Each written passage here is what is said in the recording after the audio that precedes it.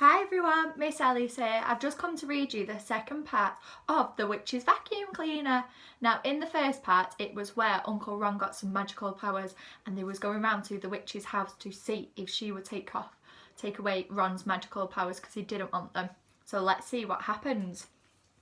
"It's no good, she must be asleep or out," said Ron. There was a noise above them like a vacuum cleaner. It was a vacuum cleaner, and it was hovering in the air with Mrs. Riley straddling it. A jet of dust was shooting out, keeping it aloft. "Oh, it's you, Swimble," she said. "I suppose you've come round to beg me to take the spells off."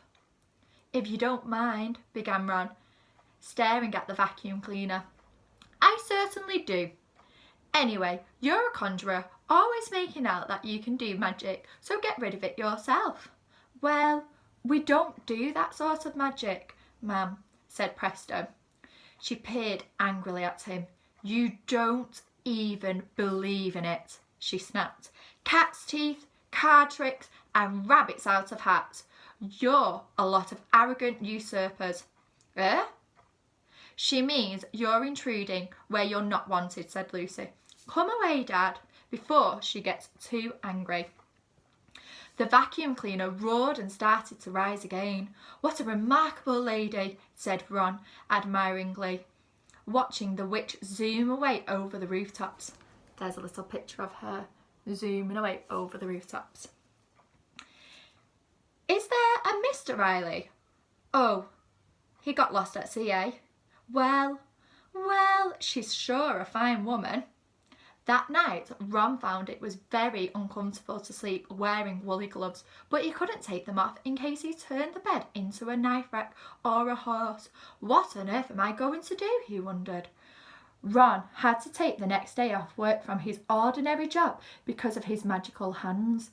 Lucy phoned up the factory where her father worked and said he had the flu, because she thought it would be better to tell the boss that than the unbelievable truth. Presto Changeo came round at lunchtime.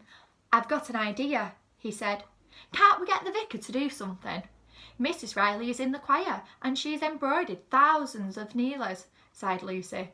"Reverend Cow Parsley would never believe she's a witch.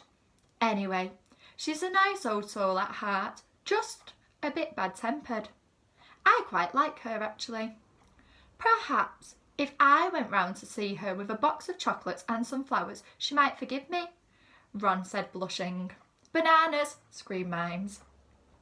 "And to think I see her every week when she comes in to change her library books," said Presto, who works in the library. "They're not even magic books either, just novels about doctors, you know the sort. Dr. Fingdangle and the Angel of Ward 10, or Love Amongst the Bedpans, and books about gardening, like My Troublesome Fig and other terrible torments. If I hadn't seen her on that vacuum cleaner, I'd never have believed that she was a witch." "Pizza," added Mimes. "Gardening, eh?"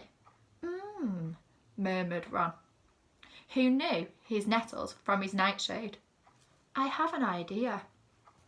After lunch, he put on his best clothes, polished his top hat, stuck a few tricks in his pocket, and set out for Mrs. Riley's neat little house.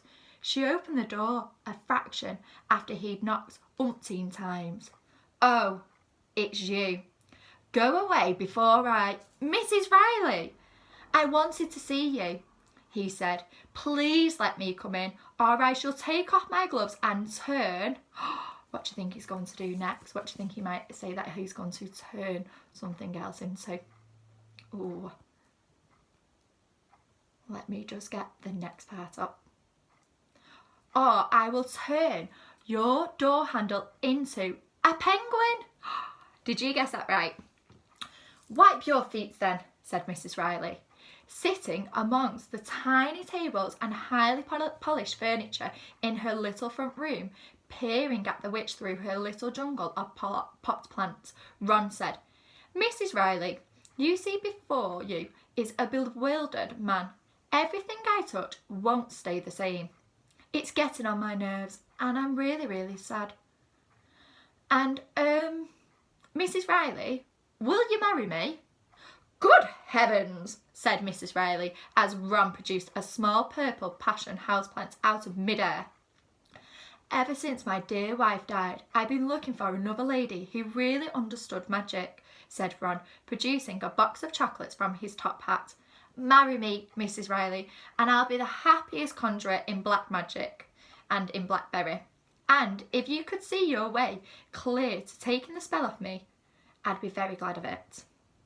And here is a picture of Ron asking Mrs. Riley to marry her. And as you can see, there's lots and lots of plants in Mrs. Riley's house. Who thinks she's going to say yes?